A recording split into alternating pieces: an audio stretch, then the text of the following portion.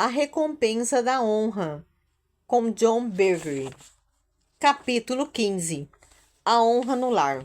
A esposa. Não apenas os filhos estão debaixo da autoridade no lar, mas também a esposa.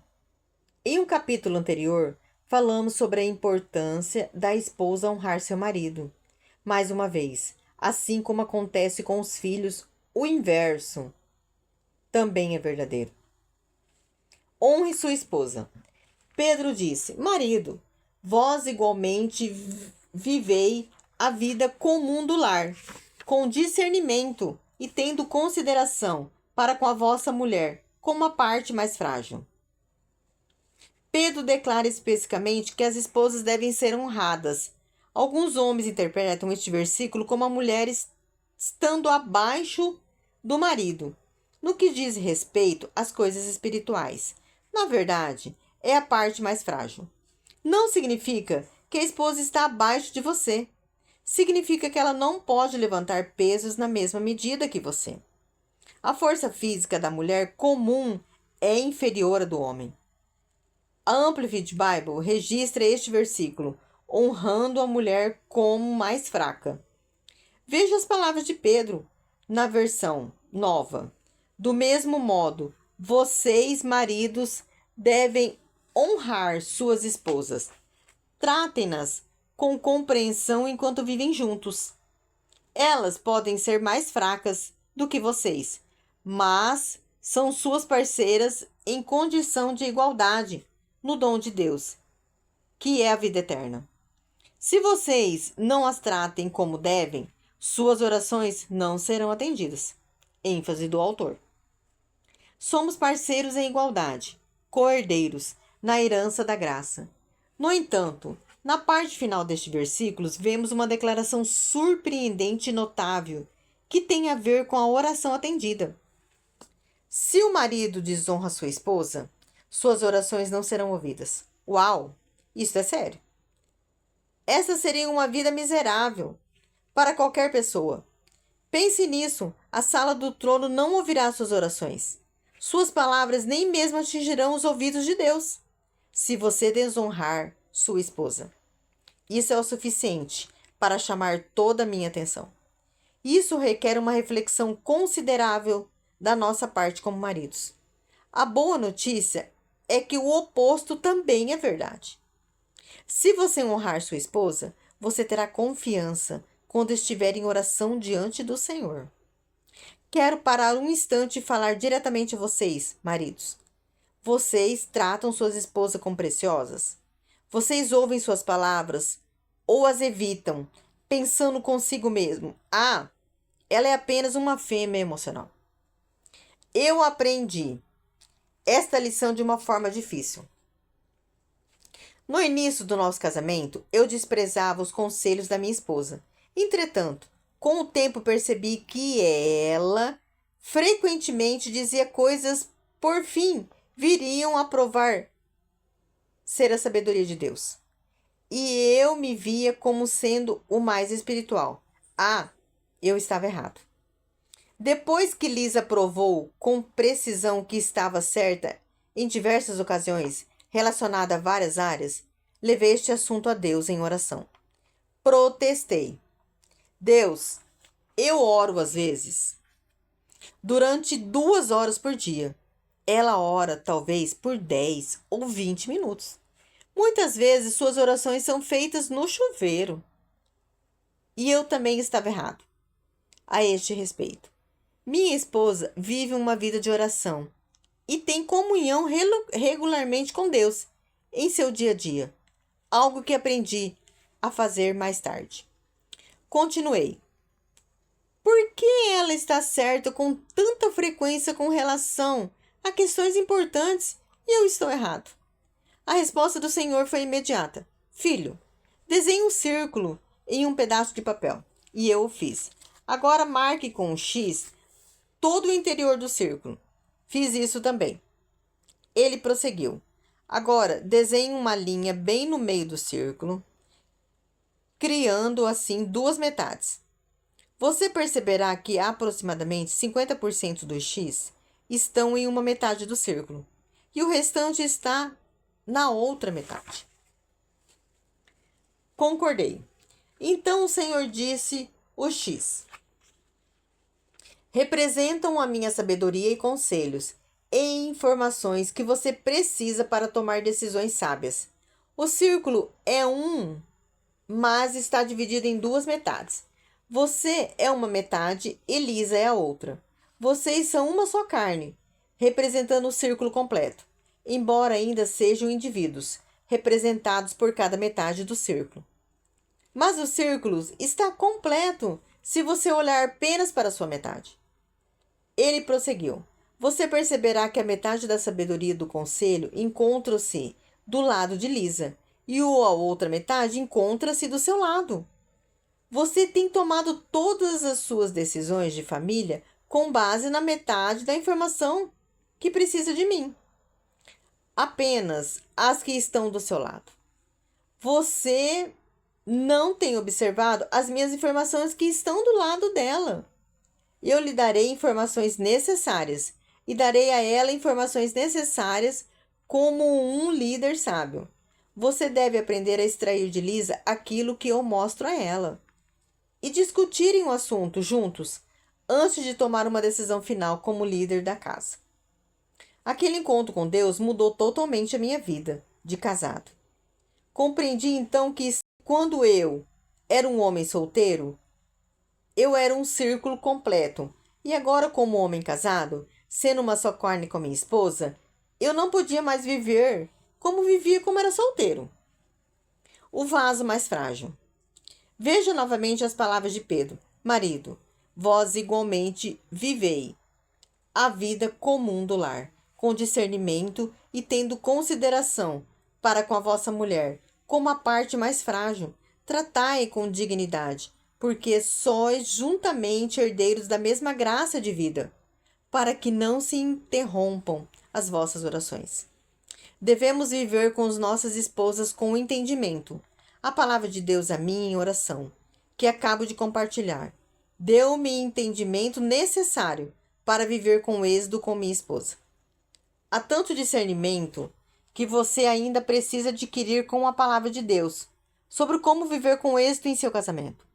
Muitos divórcios poderiam ser evitados se os homens simplesmente dedicassem tempo para buscar entender como as mulheres são diferentes deles. Se pegarmos o masculino e o feminino e os unirmos, e teremos o reflexo completo da imagem de Deus. Ah, sim, é verdade. Você não pode ver a natureza de Deus apenas no homem ou apenas na mulher. Como sabemos disto? As Escrituras nos dizem: criou Deus, pois o homem, a humanidade e os seres humanos. Sua imagem, a imagem de Deus o criou. Homem e mulher os criou. Gênesis 1:27. Palavras entre parênteses inseridas pelo autor. Deus o criou à sua imagem, mas o refere-se ao homem e mulher. As Escrituras mencionam especificamente que é necessário o homem e a mulher para termos uma representação da humanidade, e a humanidade é criada à imagem de Deus. Por esse motivo, Paulo declara: todavia, nem o homem é independente da mulher, e nem a mulher é independente do homem, no Senhor. 1 Coríntios 11.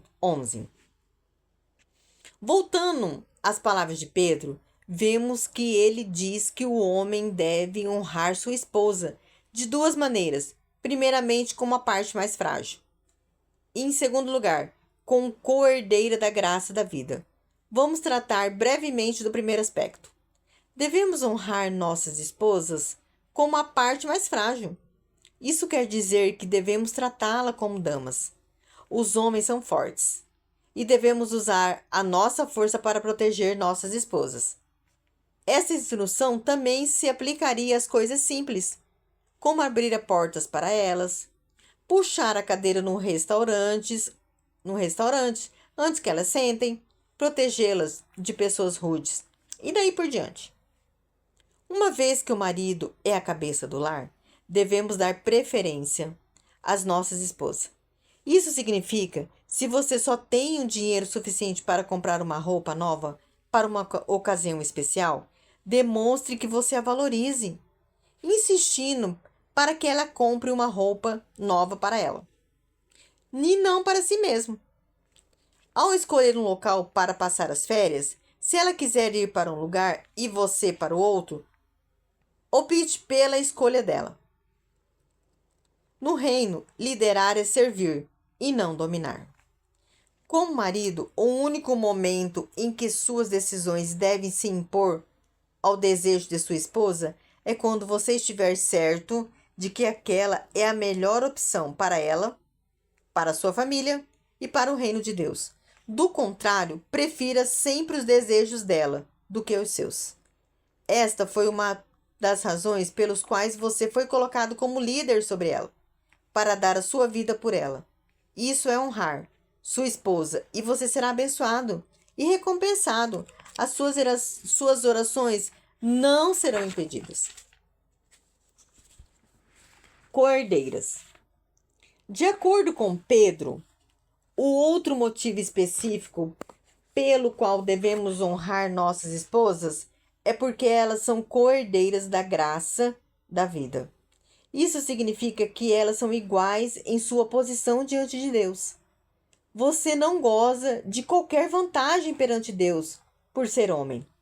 Embora possam dizer que não, alguns homens acreditam nesta mentira sobre a superioridade masculina no fundo do seu coração. Isso é absurdo. Esta ficção foi concedida por homens machistas que um dia comparecerão diante do trono de Deus e prestarão contas por isso.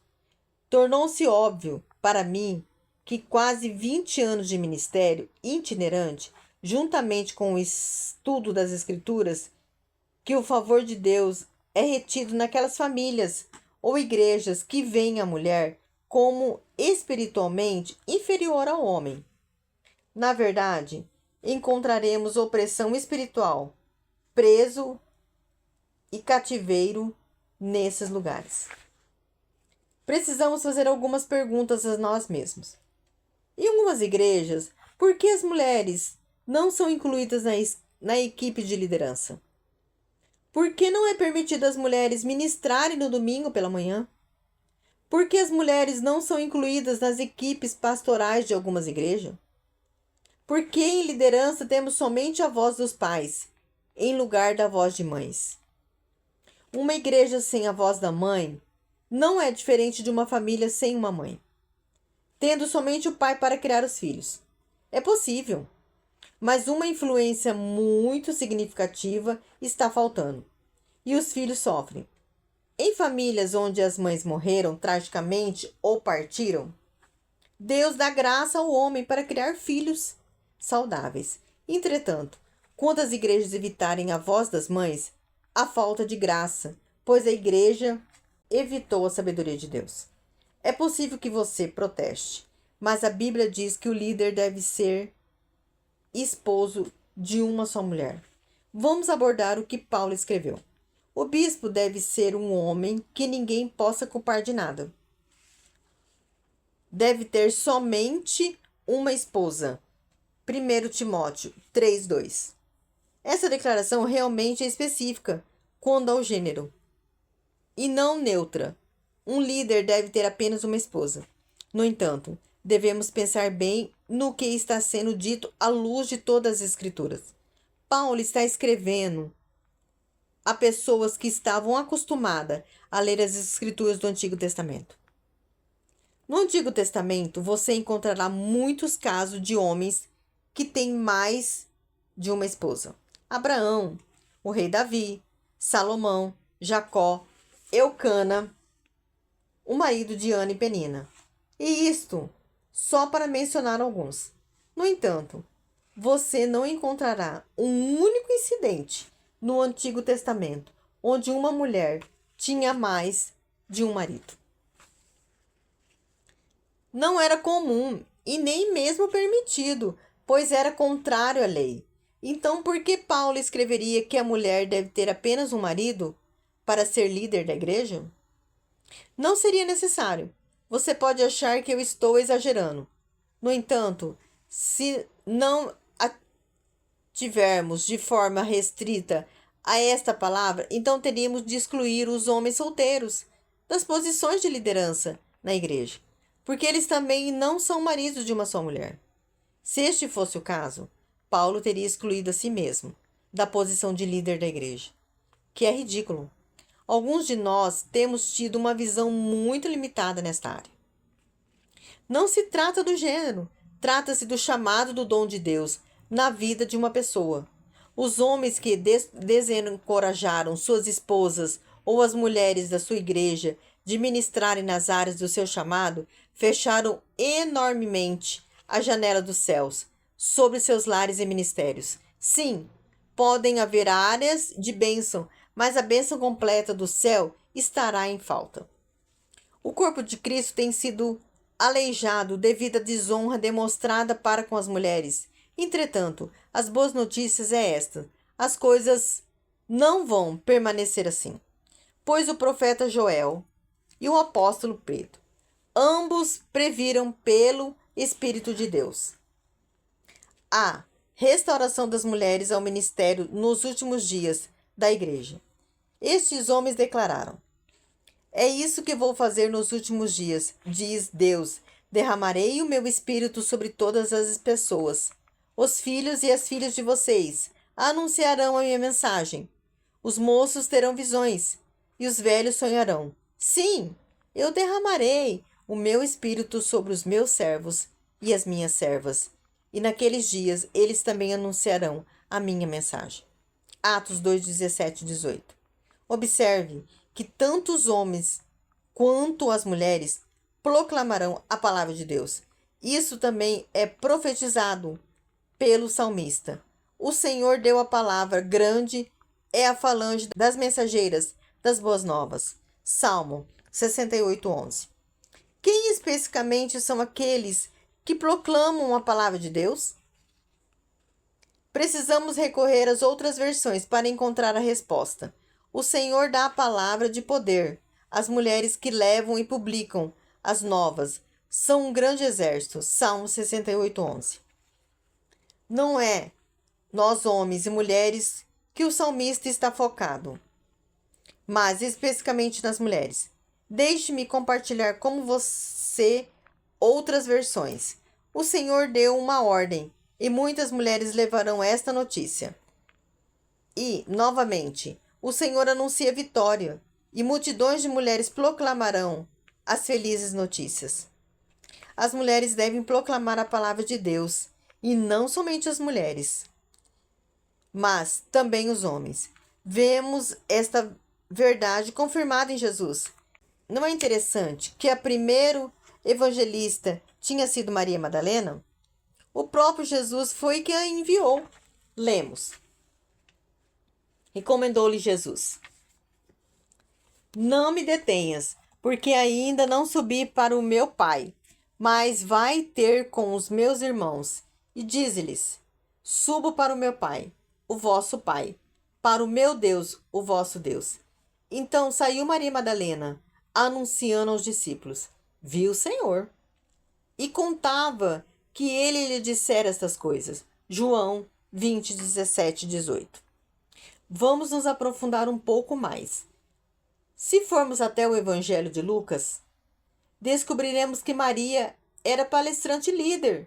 Jesus enviou não apenas ela, mas um grupo de mulheres para proclamarem a ressurreição do Senhor. Aos apóstolos, lemos, foi Maria Madalena, Joana, Maria e mãe de Tiago, e outras mulheres com elas. E disseram estas coisas aos apóstolos. 24:10. Então as mulheres proclamaram a palavra de Deus aos homens, e foi Jesus quem as enviou. Não é interessante que a primeira a falar aos outros no templo, tanto homens quanto mulheres, sobre a chegada do Messias, tenha sido Ana, a profetisa? Simeão foi o primeiro a falar a José e Maria, porém a primeira a falar às multidões no templo foi Ana. Lemos. E chegando naquela hora, dava graça a Deus, e falava a respeito do menino a todos os que esperavam a redenção de Jerusalém. Lucas 2:38. Não é interessante que Felipe tivesse 4 filhas que declaravam a palavra de Deus? Lemos. Ele tinha 4 filhas solteiras que profetizavam. Atos 21:9. Elas proclamavam sob inspiração divina a palavra do Senhor. Como podemos cumprir a grande comissão se mais da metade do campo de Cristo não está sendo honrada para cumprir o seu chamado? Quando os homens alimentarem o chamado de Deus na vida das suas esposas, elas receberão uma grande recompensa. Tenho visto isso na minha própria vida.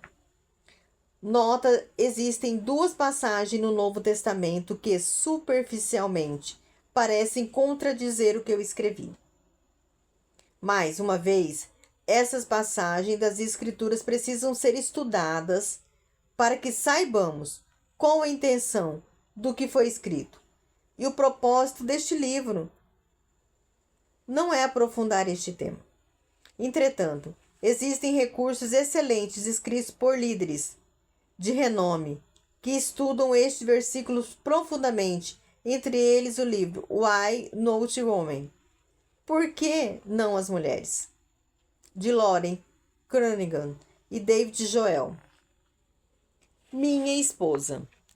Lisa teve um dos olhos retirados quando tinha 5 anos de idade. Ela teve uma enfermidade chamada blastoma da retina, o que, trocando em miúdos, é câncer de retina. Durante todo o período escolar e até hoje, ela usa uma prótese na cavidade ocular direita. Como você pode imaginar, ela era ridicularizada na escola e os colegas gostavam dela. Alguns dos nomes que lhe eram dados por colegas imaturos era Ciclope, um olho. Havia dias em que ela fugia para casa correndo no meio do dia, chorando. Sua mãe, com sabedoria, encorajava a permanecer forte e ignorar aqueles que tentavam intimidá-la. Mas ainda assim, doía.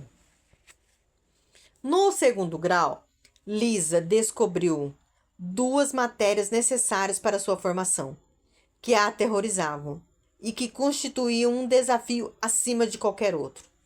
Uma delas era a oratória e a outra a datilografia. Depois de tentar ambas sem êxito, ela foi encontrar-se com o seu orientador pedindo para ser liberada dessas aulas. Como ela poderia ficar diante das pessoas e se comunicar com elas? Datilografia era praticamente impossível, uma vez que ela perdera todo o sentido da visão espacial. O orientador compreensivo concordou e liberou Lisa das suas matérias. Outras foram acrescentadas a fim de substituí-las. Como mencionadas em um capítulo anterior, Lisa conheceu Jesus Cristo no encerramento dos seus anos de colégio. Nós nos casamos logo depois e nos mudamos para Dallas, no Texas, onde frequentávamos uma grande igreja. Naquela época, ela era mais reservada e nem um pouco extrovertida. As mulheres da igreja interpretavam seu jeito de ser como arrogância, mas a realidade era muito diferente dos sinais que ela enviava às pessoas através das suas ações.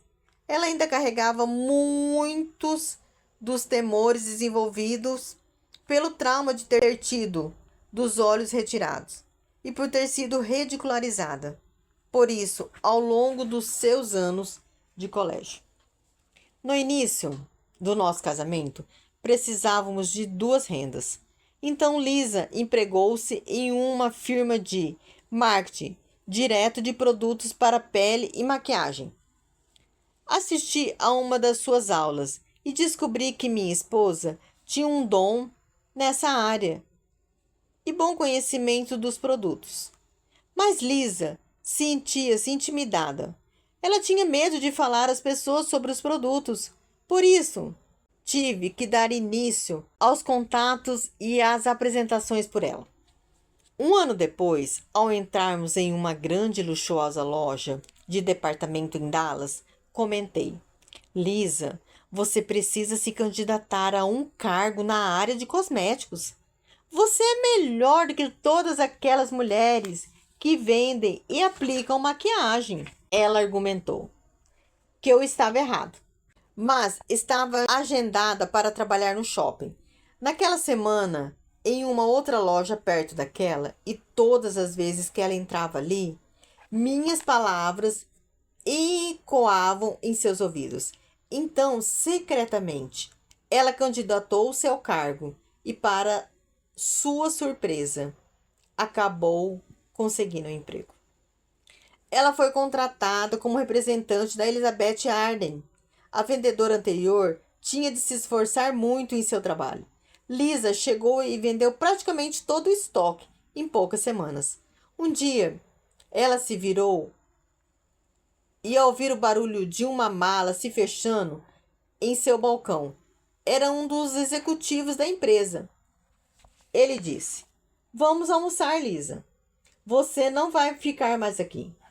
Ela passou por uma entrevista a pedido dele e foi promovida coordenadora de contas, o que significava que ela supervisionava 16 lojas na região de Dallas e Fort Worth, e um ano novo no México e outro em Oklahoma.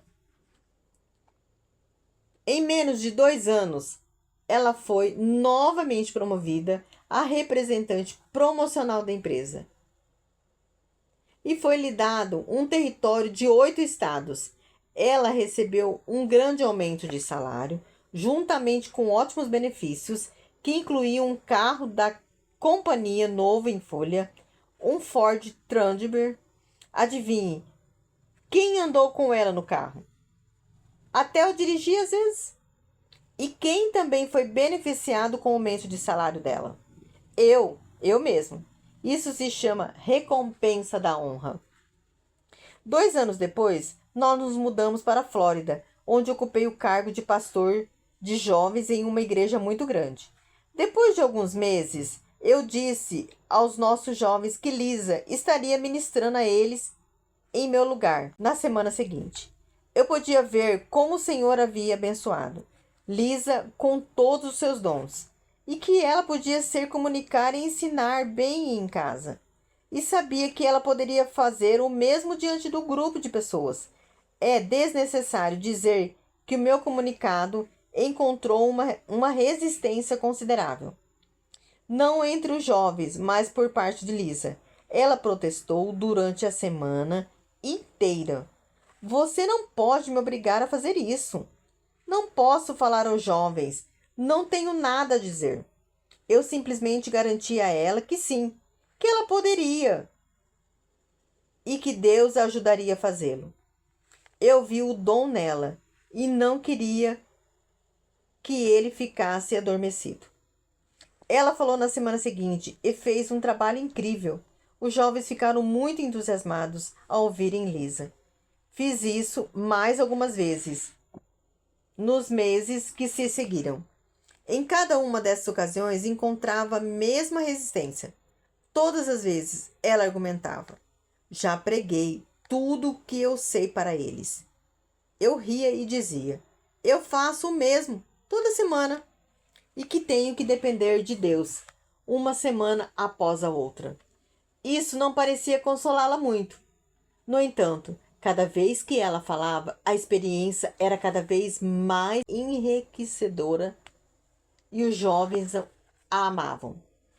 Depois de ser liberado da equipe pelo nosso pastor, enviado para o ministério que temos hoje, comecei a fazer o mesmo. Quando estávamos em uma comunidade falando em conferências menores, eu anunciava periodicamente, sem consultar Lisa, que ela seria a preletora da conferência seguinte. Na primeira vez em que fiz isso, Lisa ficou tão zangada que me manteve acordado durante o resto da noite.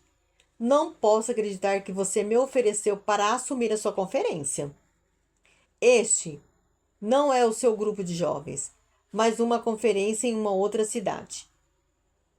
Eu não vou fazer isso. Você é quem vai. Então, ela me perguntou o que eu havia pregado em minha conferência, porque ela havia ficado na sala para colocar as crianças para dormir e não ouvira.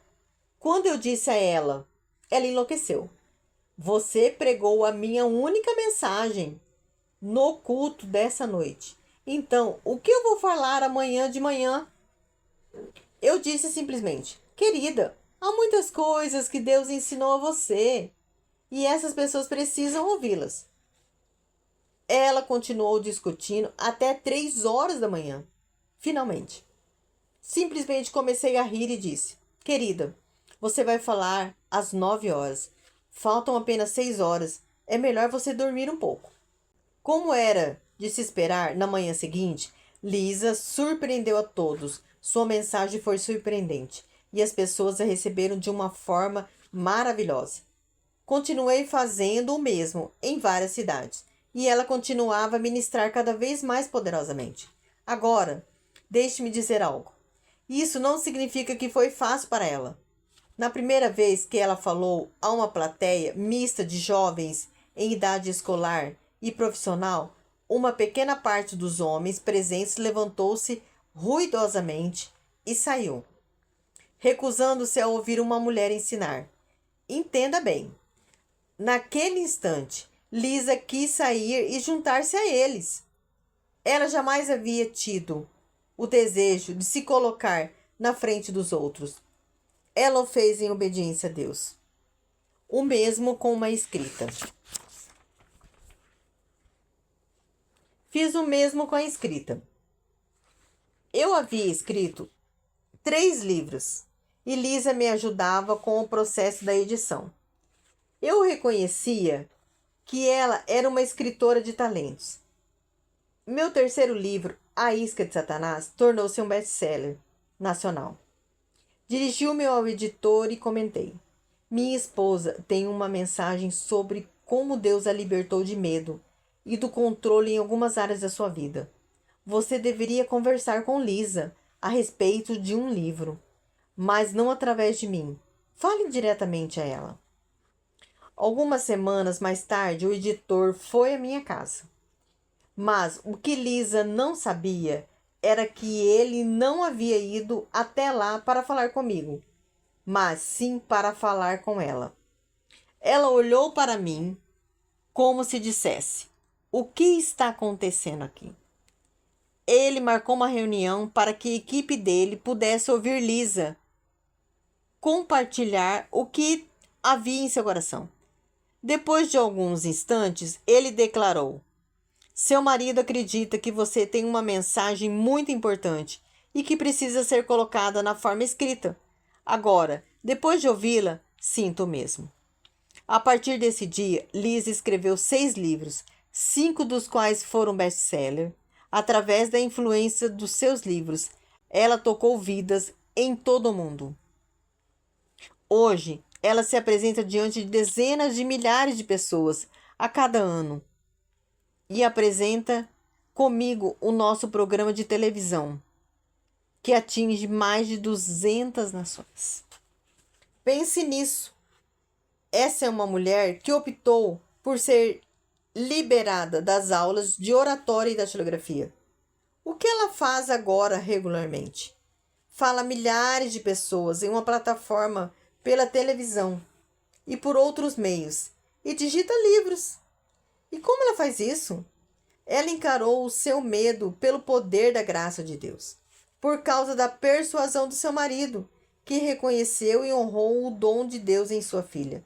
Muitas vidas foram abençoadas. Então, o que aconteceria se todos os maridos da igreja começassem a honrar as suas esposas? Qual foi a minha recompensa por honrar a minha esposa? Foram tantas que seria impossível de registrar todas elas. A vida de Lisa floresceu em todos os níveis, não apenas no ministério. Quando uma pessoa se liberta, ela é verdadeiramente livre. Assim como achei que a graça de Deus abriria as portas para Lisa. Agora, o seu dom tem feito o mesmo por mim. Muitas portas expressivas foram abertas para mim em todo o mundo por causa de Lisa. Fui convidado a ir a uma série de lugares onde os líderes diziam: sua esposa tocou a vida de nossas mulheres tão profundamente que tivemos de convidá-lo também. Outra recompensa foi o fato de que vivo com uma mulher realizada.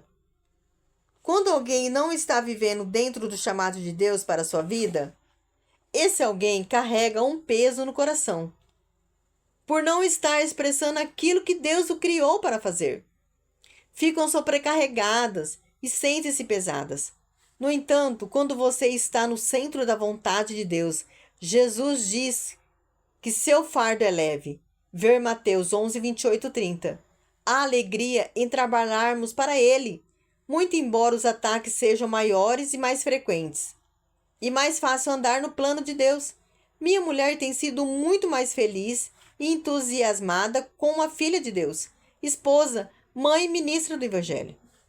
Se um destes elementos estivesse faltando, as outras áreas sofreriam. Ela teria tido o cuidado de manter suas prioridades em ordem. Nossa família vem antes do trabalho, no ministério, e tem havido uma graça impressionante por parte da família, no sentido de liberá-la para viajar e cumprir seu chamado. Nosso casamento nunca foi tão pleno, nem nosso amor tão forte. Quando tem sido a obedecermos ao chamado de Deus para as nossas vidas? Outra recompensa, que acredito ser maior, são centenas de milhares de vidas sendo impactadas por toda a eternidade, com o resultado das ministrações da Palavra de Deus feitas por Lisa. Um dia, teremos o privilégio de ver a magnitude dos efeitos de longo alcance do seu trabalho junto ao trono de Deus. Um dia perguntei aos meus filhos: meninos, vocês veem as viagens frequentes da mamãe e do papai para ministrarem como uma coisa negativa? Vocês veem isto como se nós fôssemos tirados de vocês? Ou vocês veem isso positivamente, como uma parte no ministério, semeando sua mãe e seu pai na vida necessitadas em todo o mundo? Meu filho mais velho foi o primeiro a falar: papai, nós vemos isto como a nossa parte no ministério. É a nossa maneira de tocar a vida das pessoas no reino. Os outros 3 garotos concordaram enfaticamente. Naquele instante, Lisa e eu nos olhamos com muita alegria. Percebemos o quão grande é a recompensa, não apenas nesta vida, mas também no trono do julgamento de Cristo. Que tremendo é ver a recompensa da honra. Nós não víamos a princípio, mas ela está e nos tomou de uma forma avassaladora. Assim como a palavra de Deus promete: se atentamente ouvires a voz do Senhor teu Deus, tendo cuidado de guardar todos os seus mandamentos, que hoje te ordeno, se ouvires a voz do Senhor teu Deus, virão sobre ti e te alcançarão todas as bênçãos. Deuteronômios 28, 1, 2.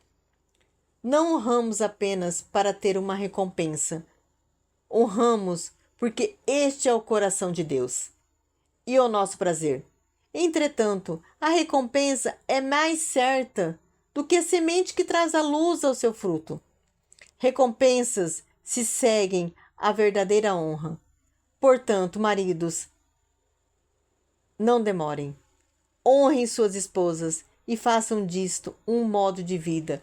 A recompensa que Deus tem para lhes dar através dela é maior do que vocês podem imaginar.